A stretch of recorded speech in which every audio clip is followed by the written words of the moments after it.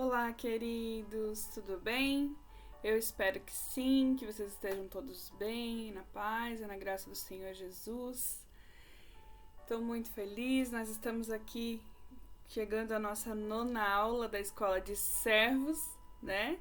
E tem sido uma bênção, o Senhor tem nos abençoado muito nesse tempo, em que mesmo distante nós podemos aprender mais da parte dele, nós podemos ser ministrados por ele, né? Tem sido um tempo muito precioso para mim e eu sei que para vocês também. Amém? Então vamos lá, aula 9 vai falar sobre a alma, né? Isso a gente já tratou lá na escola de princípios, né? Falando sobre a alma, mas hoje a gente vai falar um pouquinho mais sobre ela e sobre como ela afeta a nossa vida, né? Com relação a todas as áreas, mas também com relação ao nosso servir ao Senhor, né? Então vamos lá. Lá em 1 Tessalonicenses 5:23 diz assim: E o mesmo Deus de paz vos santifique em tudo, e todo o vosso espírito, e alma, e corpo sejam plenamente conservados, irrepreensíveis, para a vinda do nosso Senhor Jesus. Né? Então aqui esse texto fala sobre que nós sejamos santificados no espírito, na alma e no corpo. Né? Então a Bíblia, ela não nega, ela não despreza, ela em momento algum ela ofusca, né? Que nós, humanos, né, homens, somos feitos de alma, corpo e espírito, né? E que esses 3 elementos da nossa vida que compõem o ser humano são importantes e todos eles precisam ser santificados pelo Senhor Jesus, amém? Então, a Bíblia ela não confunde o espírito com a alma em nenhum momento, né? Nós somos criados à imagem e semelhança de Deus, né? Então, se há uma trindade em Deus, há uma trindade em nós, né? Como alma, corpo e espírito, né? Nós somos trinos, que nós também somos criados à imagem e semelhança de Deus, né? Então, a natureza perfeita do ser humano é trina, alma, corpo e espírito, né? E a gente entender que o espírito e a alma são coisas diferentes é muito importante na nossa caminhada com o Senhor. Porque muitas vezes a gente delega algumas atitudes, algumas ações, algumas escolhas da nossa vida, coisa espiritual. E não, algumas vezes é coisa da nossa alma. É algo que não está relacionado com o espírito, certo? Então vamos falar um pouquinho sobre a criação do homem, tá? Lá em Gênesis 2:7 diz assim: E formou o Senhor Deus o homem do pó da terra, e soprou em suas narinas o fôlego de vida, e o homem foi feito alma vivente, né? Então a gente percebe aqui nesse texto que o que era o fôlego de vida? Era o espírito, né? Então antes do espírito entrar em contato com aquele corpo que o Senhor criou, quando criou, né, a humanidade ali através do primeiro ser humano, o Adão, quando o fôlego de vida de Deus entrou em contato com aquele corpo, né, quando essas duas coisas se uniram, surgiu a alma, né? Então o fôlego de vida entrou em contato com o corpo e quando eles se uniram surgiu a alma. E esse elemento, o ser humano, esse ser, né? Essa criação, o homem foi feito de uma forma perfeita, né? Com esses 3 elementos, né? O corpo já estava ali, o sopro de vida veio e quando entrou em contato com esse corpo, surge o homem trino, assim como Deus, com alma, com corpo e com espírito, né? E Adão, ele foi o primeiro homem criado. E ele também foi o primeiro homem e o único, na verdade, que já nasceu pleno. Ele nasceu pleno. ele nasceu completo, né? Ele tinha os 3 elementos alinhados perfeitamente: alma, corpo e espírito. Então Adão, ele não passou por coisas que nós passamos diariamente, que seriam a nossa militância, né? A nossa luta entre a carne e o espírito, né? Entre a alma e o espírito, porque ele já nasceu pleno, ele já nasceu completo nesse sentido. Até a queda ele era um ser completo, perfeito, né? Os 3 elementos eles estavam em perfeita harmonia na vida de Adão, até a queda, até o pecado entrar no coração deles, na vida deles, e destruir esse equilíbrio, destruir essa perfeita comunhão entre alma, corpo e espírito. Então o pecado ele fez isso com a humanidade. Ele nos tirou da perfeição, do equilíbrio entre esses 3 elementos, né? E hoje nós nascemos com 2, né? E temos que nascer de novo para receber o terceiro, né? Então nós nascemos com o corpo e com a alma, mas nós temos que nascer de novo em Cristo Jesus para ter o espírito vivificado, né? Então, algumas funções do corpo, da alma e do espírito, né? Primeiro, o corpo. O corpo ele é responsável, né, por nos permitir ter acesso ao mundo natural, né? É através desse corpo que eu consigo ir a algum lugar, fazer qualquer coisa. Se eu não tivesse esse corpo, físico, eu não poderia tocar em nada, fazer nada, executar nada sem o corpo, né?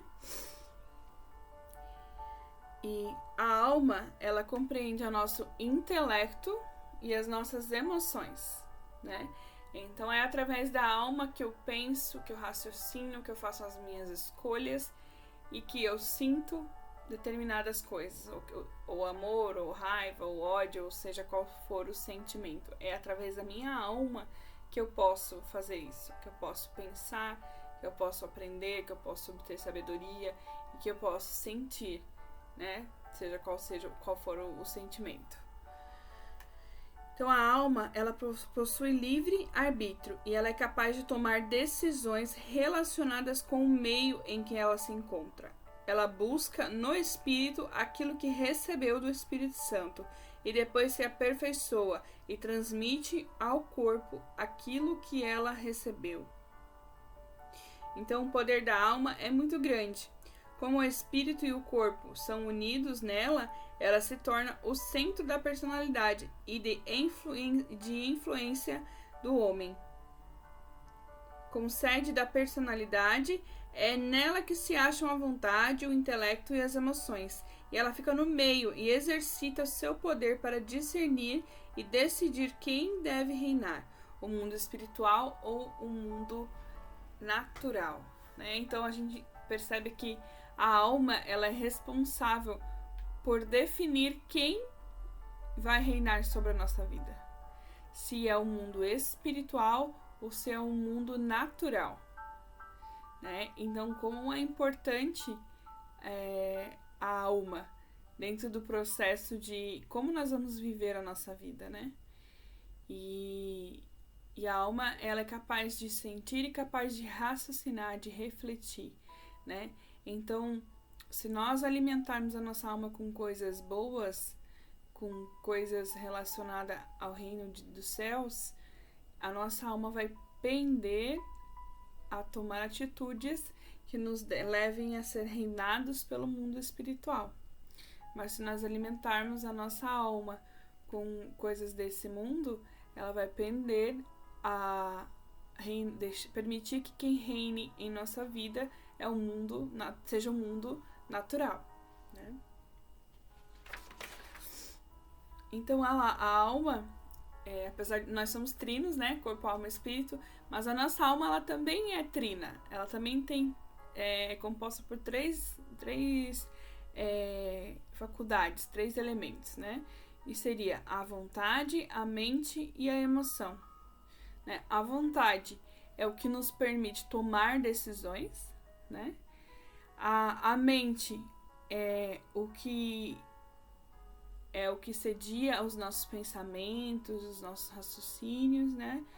A capacidade intelectual que nós temos. E a emoção, né? Que está relacionada ali como diretamente ao que nós sentimos. Seja alegria, tristeza, enfim, né? São o que nós sentimos, né? Uma coisa muito importante para a gente aprender é que para que o espírito governe, a alma precisa dar o seu consentimento. Deus, ele quer que o espírito, que é a parte mais nobre que nós temos, né, seja quem controle a nossa vida. Mas para que isso aconteça, nós precisamos, a nossa alma precisa permitir, precisa dar o consentimento para que o espírito governe, né? E aí é onde fica a nossa maior luta e a nossa maior busca, né? De estar nos alimentando de coisas que facilitem a nossa alma, né? A decidir, permitir, né? Que o Espírito reine sobre nós, que o Espírito nos governe, que o Espírito direcione a nossa vida, né? Então, da nossa alma surgem a sabedoria, o conhecimento e o raciocínio, né? A gente estava falando sobre a trindade da alma, a parte da emoção aqui é onde está a nossa capacidade de os nossos gostos, as nossas antipatias, essa parte do gostar ou não gostar, do sentir algo bom ou sentir algo ruim, está associada à parte da emoção da nossa alma, né? Quem comanda isso é a nossa emoção relacionada à nossa alma. Então, por meio dela, somos capazes de expressar amor, ódio, alegria, tristeza e felicidade ou qualquer outro sentimento, né? Terceiro ponto aqui seria a vida da alma. Em Êxodo 12:16 diz assim: Se não o que cada alma houver de comer, isso somente aprontareis para vós. E Salmos 131:2 diz assim: A minha alma está como uma criança desmamada, né? Então, algo para a gente aprender sobre a alma é que antes da regeneração em Cristo Jesus, tudo que fazia parte da nossa vida, né, seja a nossa capacidade de pensar, sentir, agir, reagir, né, tudo estava essa capacidade de decisão, o pensamento, as opiniões, o amor, os sentimentos, tudo isso pertence à alma. Então, a vida da alma é a vida que o homem recebe ao nascer. Ela pertence ao natural. Era o que eu estava explicando antes, né? Que nós já nascemos, né? Com a nossa alma e o nosso corpo. Essa é a maneira natural que nós nascemos, com a alma e o corpo. Então, tudo isso, o sentir, o pensar, o falar, o agir, o decidir, tudo está relacionado à nossa alma, à vida da nossa alma, que já nasceu conosco, né? E qual é a relação da alma, né, e do pecado, né? Então, se o espírito estiver no controle do nosso ser, a nossa alma será governada pelo espírito. Então, nós temos que exercitar, decidindo ou agindo em favor do que o espírito quer, né?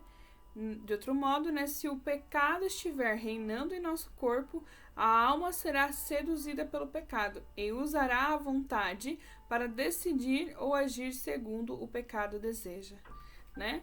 É aquilo que eu sempre falo, aquilo que nós alimentamos cresce. Se nós alimentarmos a nossa alma como espírito, ela vai decidir por deixar o espírito dominar a nossa vida. Mas se nós alimentarmos a nossa alma com as coisas da carne, do corpo, do natural, deste mundo, a nossa alma vai pender ao pecado, às coisas desse mundo, né?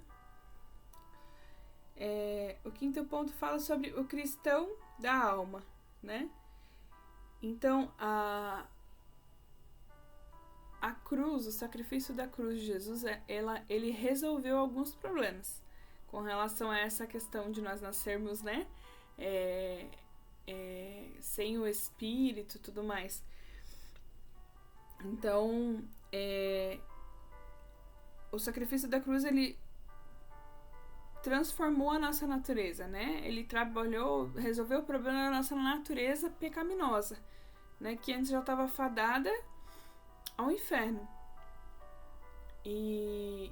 Porém, apesar do sacrifício de Jesus na cruz e apesar de nós termos encontrado com Jesus e termos a nossa vida transformada, espiritualmente falando, por Jesus, a nossa alma e o nosso corpo continuam aqui, né? Da mesma maneira com que eles estavam antes de nós conhecermos Jesus. Então, a nossa alma e o nosso corpo precisam ser transformados pelo Espírito, que agora, após nós conhecermos a Jesus, ele foi vivificado, né? Então, a cruz, ela resolve o problema da nossa natureza pecaminosa, mas ela não muda a nossa alma automaticamente. Não existe uma mágica, né? Ou conhecer Jesus e a minha alma foi transformada imediatamente. Isso não existe. Isso é um processo e isso é uma escolha nossa, diária, de alimentar o espírito e não a carne. De alimentar a nossa alma com as coisas relacionadas ao espírito e não relacionadas às coisas deste mundo, ao pecado, né? Então, lá no capítulo 8 de Romanos, diz assim, Paulo fala assim, que os que estão na carne vivem pela alma, não podem agradar a Deus. É preciso livrar-se completamente da velha natureza, mesmo que as suas obras estejam inclinadas para o bem. Devemos então depender completamente do Espírito Santo e seguir as suas instruções. Paulo também fala lá em Gálatas 3:3 assim: só estão insensatos, tendo começado no Espírito, estáis agora vos aperfeiçoando na carne? Né? Então, se não dermos à nossa alma a ocasião para pecar, ela vai desejar fazer o bem, né? Se nós não alimentarmos a nossa alma com coisas que nos levam a pecar, ela vai pender para o lado do Espírito. Ela vai permitir que o Espírito reine, que o Espírito Santo que habita em nós reine, né? Que nosso Espírito reine, que o nosso lado espiritual reine dentro de nós, né? Então, ela precisa ser totalmente sujeita à morte de Cristo. E Satanás não vai encontrar o que fazer. Né? Então, a nossa alma, ela precisa ser mortificada. A nossa alma, ela precisa ser mortificada todos os dias. Ela precisa todos os dias se lembrar e se postar diante do Espírito. Ela precisa todos os dias negar a carne, negar o pecado e alimentar-se do Espírito todos os dias, para que nós consigamos que ela decida e permita que o Espírito reine sobre nós.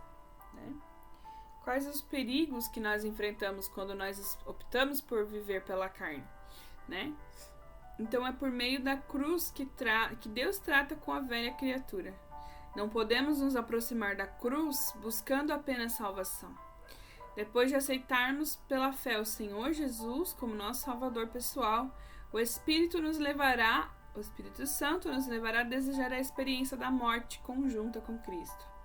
Então, unir-se com Cristo em sua morte significa que esta passa a ser um fato consumado no nosso espírito. Precisamos do Espírito Santo para traduzir a crucificação com Cristo em experiência pessoal. O poder das trevas, né? Pode tirar proveito. Aqui fala, esse tópico fala dos perigos de viver pela alma, né? Quando nós vivemos pela alma, nós estamos sujeitos e expostos, né? Às artimanhas de Satanás, né? As artimanhas das trevas, para nos derrubar, para nos tirar da presença de Deus, para nos tirar dos caminhos do Senhor, para que o nosso espírito não prevaleça, né? Ali em Tiago 3, 13, 15 fala sobre isso, né? Fala sobre a inveja, a amargura, né? Por que isso surge, né? Essa questão da inveja, da amargura. Isso, quando nós buscamos as coisas da carne, nós somos sujeitos às consequências da busca pela carne, né? Então, quando nós buscamos as coisas com uma motivação carnal e não espiritual, mesmo que a intenção seja agregar algo na nossa vida, vai nos prejudicar, né? Como quando nós buscamos sabedoria, quando nós queremos aprender algo e crescer intelectualmente e não colocamos o Espírito Santo à frente disso. Vai crescer o nosso ego, vai crescer a nossa arrogância, vai crescer o nosso eu, mas o Espírito não vai estar sendo alimentado. Sim, o nosso ego, sim, a nossa alma, né? E Satanás se aproveita disso, desse sentimento de que eu posso, que eu faço, que eu consigo, que eu não dependo do Espírito para nada, para nos sujeitar a ele, para nos subjugar, para nos enganar, para mentir, né? Então, orar e estudar a Bíblia permite que, né, a palavra de Deus penetre completamente em nossa alma, a fim de purificar a nossa vida natural, né? Então, a importância da leitura da palavra de Deus, da leitura da Bíblia, né, diariamente. Porque quando nós lemos a Bíblia, chamando o Espírito para estar lendo conosco, para que não seja uma sabedoria natural, nós crescemos e nós alimentamos o nosso espírito. Nós alimentamos a nossa alma com coisas relacionadas ao Espírito.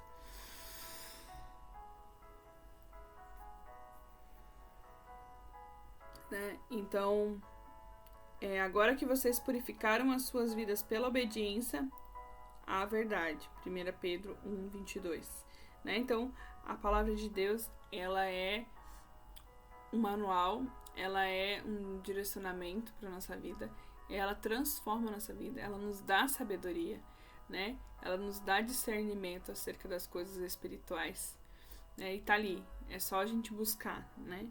E quando nós somos purificados pela palavra de Deus, que é a verdade, e como diz a palavra, conhecereis a verdade, ela vos libertará.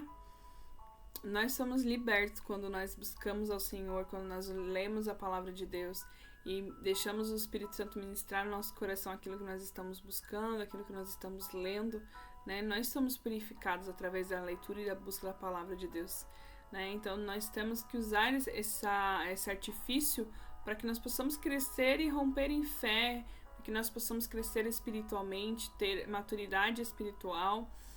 E a maturidade só vai vir com a busca constante da palavra de Deus, do Senhor, nas nossas orações, nos nossos devocionais, na nossa vida como um todo, né? Buscando ao Senhor.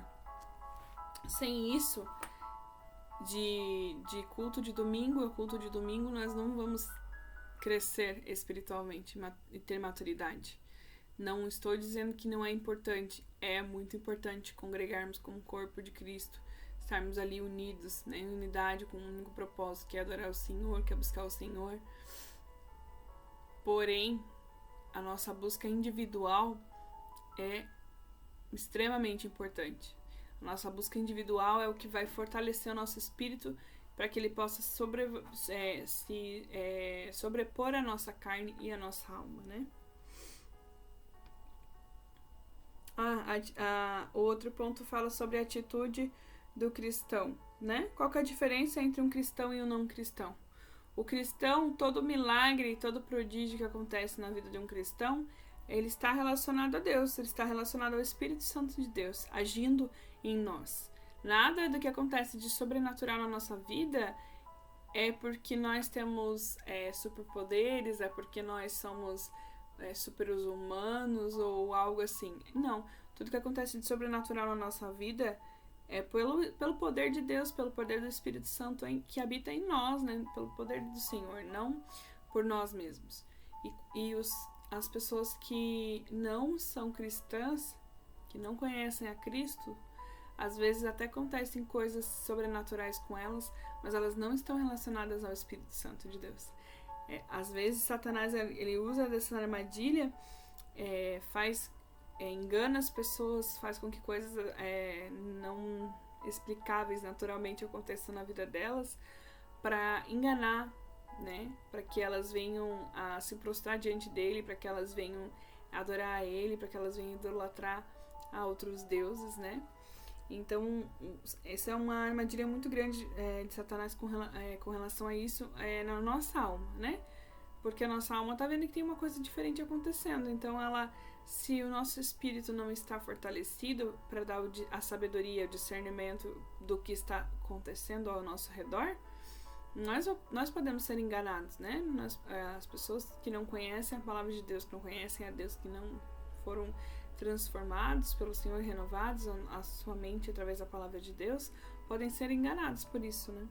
A sua alma pode ser enganada pelas essas armadilhas, né, de Satanás.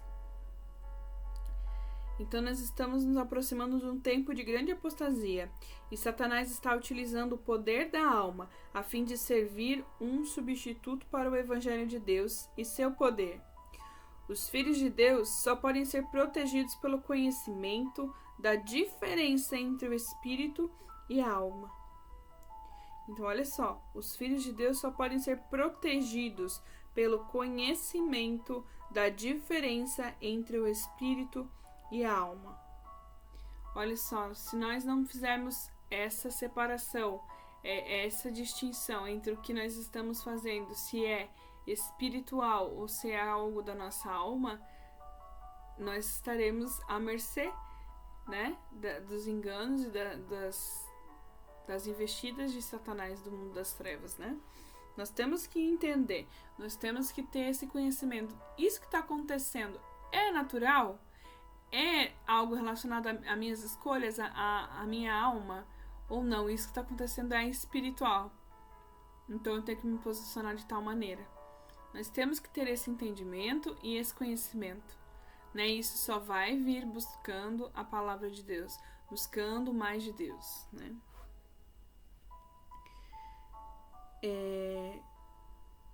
Quais as vantagens que Satanás tem sobre a alma do homem? Vamos lá. Ele é capaz de operar maravilhas, e os homens considerarão deuses e adorarão a si mesmos e não a Deus. Ele confundirá os milagres de Deus. E ele deseja que a humanidade creia em todos os milagres da Bíblia, não apenas psicológicos em sua origem, né?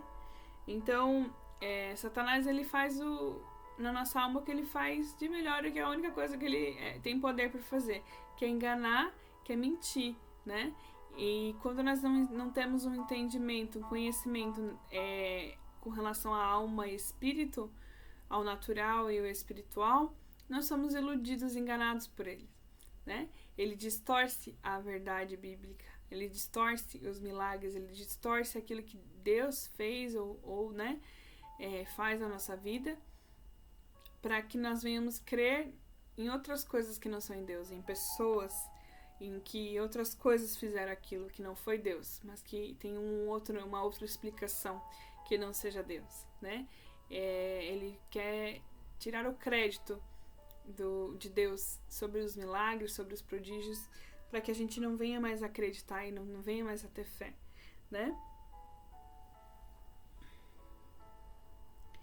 Então aqui falou algo bem interessante, que ele quer que a gente venha crer que os milagres, eles são psicológicos, eles são imaginários, que foi algo que a gente imaginou que aconteceu, mas que não é bem assim, né? E eu fico tão impactada, tão feliz quando vejo coisas que acontecem, descobertas científicas, históricas, que vêm comprovar aquilo que a Bíblia diz. Alguns anos atrás eu vi, se eu não me engano, na Galileu Galilei, que é uma revista nessa área de científica, assim, né? História, enfim, arqueologia. E eles encontraram no Mar Vermelho como se fosse um exército, armaduras de um exército afundadas, né, lá no fundo do mar, né? E eles estudaram e, enfim, verificaram que aquelas armaduras daquele exército era egípcio, né? E que estava ali há muitos anos, né? E constataram que aquelas armaduras que foram encontradas no fundo do Mar Vermelho, foram de quando o Senhor abriu o Mar Vermelho para que o seu povo pudesse passar a pés enxutos, e que quando os egípcios vieram, o mar se fechou sobre eles e morreram, né, afogados. E demorou muitos anos, olha quantos anos, isso tem, sei lá, uns pouco menos de 10 anos que eu vi essa matéria, e eu achei assim incrível, porque a todo tempo Satanás usa, né, da ciência e se vale de qualquer outra coisa relacionada à alma e ao natural para tentar enganar as pessoas e tentar fazer com que elas acreditem que Deus não existe, que milagres não existem, milagres de Deus, né, não existem. E quando vem algo assim que comprova, que confirma com fatos concretos que não podem ser negados, eu acho sobrenatural, assim. Eu fiquei tão feliz naquele dia quando eu vi aquela matéria, porque quantas pessoas vão crer em Deus e crer em Jesus por conta daquilo, né?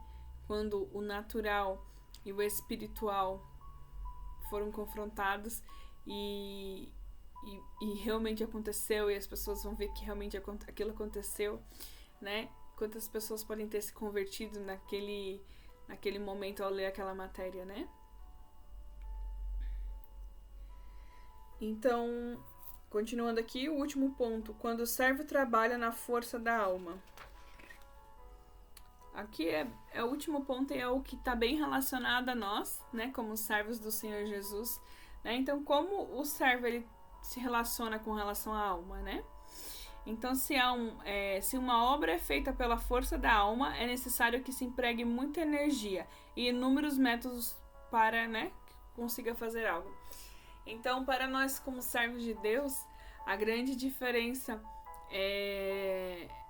na questão da nossa alma é que quando nós estamos sendo servos, mas quem está nos comandando é a nossa alma, tudo é muito difícil, tudo é muito sacrifício, tudo é muito mais difícil. Nós precisamos empregar muito mais energia para fazer aquilo que nós estamos nos dispondo a fazer.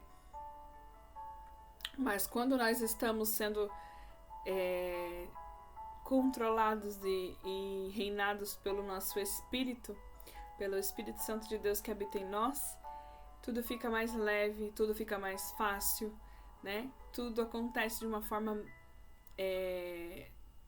não natural no sentido de que não é espiritual, mas tudo acontece mais tranquilamente, né? Você não precisa fazer muita força, você não precisa se empenhar tanto, se descabelar tanto para fazer as coisas, porque se o Espírito está nos reinando, é Ele quem opera, e nós somos apenas instrumentos dele, né? E essa é a grande diferença na vida do servo, que é dominado pela alma e que é dominado pelo Espírito, né? E esse é o último ponto dessa aula. E o que fica de mais importante, eu acho que é exatamente esse último ponto, que fala sobre essa questão de nós servos sermos reinados, regidos pela nossa alma ou pelo nosso espírito, né? Talvez eu não conheço a fundo todos vocês, eu não sei exatamente o que cada um faz dentro do ministério que atua ou que ainda vai atuar, mas talvez você tenha servido em algum ministério ou feito alguma coisa dentro da igreja ou até mesmo fora, e você tenha se sentido sobrecarregado, você tenha se sentido diminuído, você tenha se sentido menosprezado. Mas eu gostaria que hoje você pudesse refletir sobre isso. Quem tem reinado sobre a sua vida? A sua alma ou o seu espírito? Porque se você só tem sofrido, se você tem se sentido mal, se você tem se sentido oprimido, cansado, sobrecarregado, talvez quem esteja reinando sobre a sua vida seja a sua alma. Então o seu serviço ele vai ser mais difícil mesmo de ser realizado, ele vai ser mais doloroso, ele vai ser mais complicado, você vai precisar trabalhar muito porque você está fazendo na força do seu braço, né? Mas, e se você se encontra nessa posição hoje, eu te convido a se colocar diante do Senhor e a dizer que você quer que quem domine, que quem reine sobre a sua vida é o seu Espírito, é o Espírito Santo de Deus que habita em nós, e que você não quer mais viver essa vida com esse fardo pesado, né? Aliás, Jesus ele disse que nós podemos trocar o fardo com ele. Nós podemos dar o nosso fardo a ele que é pesado e pegar o fardo dele que é leve, né? E quando nós somos servos que somos regidos pelo Espírito Santo que habita em nós, pelo nosso Espírito vivificado em Cristo, o nosso fardo fica mais leve, o nosso fardo fica mais suave. Nós conseguimos fazer muito mais, porque quem está fazendo não somos nós estamos apenas sendo instrumentos. Quem está fazendo é o Espírito Santo de Deus, através do nosso Espírito. Amém? Que você possa refletir quem tem regido a sua vida, se é a sua alma ou se é o seu Espírito, e que você possa se achegar a Deus e colocar diante dele o seu fardo, que pode ser que esteja pesado, e pegue o fardo de Jesus que é leve, e seja regido pelo Espírito Santo de Deus, pelo Espírito em nós vivificado, e que a sua vida seja mais leve, que a sua vida seja mais feliz, que você seja feliz, que você não viva no engano, que você não seja manipulado pelas armadilhas de Satanás, que você não viva uma vida medíocre com Jesus por não ter o conhecimento necessário para ter uma vida livre, uma vida plena, uma vida abundante em todas as áreas da sua vida. Amém? Que você possa, a tarefa de hoje é isso. Faça essa reflexão. Quem tem regido a sua vida? E se quem tem regido é a alma, for a alma, se conserte. Coloque diante de Deus. Alimente o seu espírito. Alimente a sua alma com as coisas do espírito e não com as coisas da carne. E o seu fardo vai ficar mais leve. E o seu relacionamento com Deus vai com certeza melhorar. E a sua vida cristã com certeza vai melhorar. No sentido de não haver problemas, de não haver situações difíceis, dias difíceis, perdas, enfim. Não nisso. Não é um evangelho barato que eu estou vendendo. Mas com certeza esse cansaço de parecer que está carregando o mundo sobre as suas costas, isso vai mudar quando você alimentar a sua alma com as coisas do Espírito. E que você busque a sabedoria do Espírito através da palavra de Deus. Que nós possamos essa semana nos dedicar mais à leitura da Bíblia. E que nós não venhamos ler a Bíblia como um livro apenas, com o nosso conhecimento, o nosso intelecto natural. Mas que nós chamemos o Espírito Santo de Deus para ler conosco. Para que ele venha revelar o seu conhecimento, o seu discernimento sobre aquilo que nós estamos lendo. Amém? Que Deus abençoe uma semana de vitórias e nos vemos segunda-feira no Zoom.